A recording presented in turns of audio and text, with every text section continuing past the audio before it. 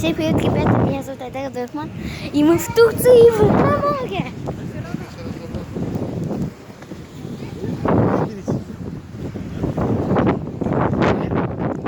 Вот это да.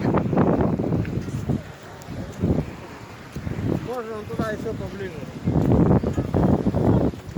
Всем привет, собака. Hello.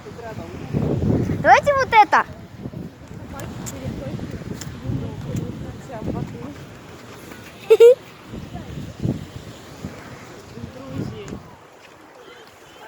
Ну тут больше кошек.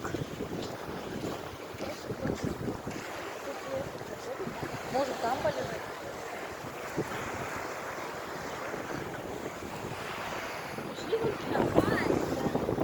Не, давай.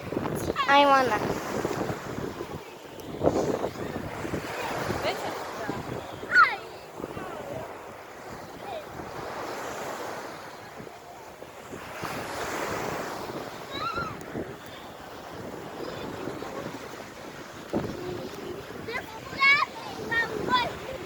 Мам, можно я уже сниму? О, веселье только начинается. Всем пока.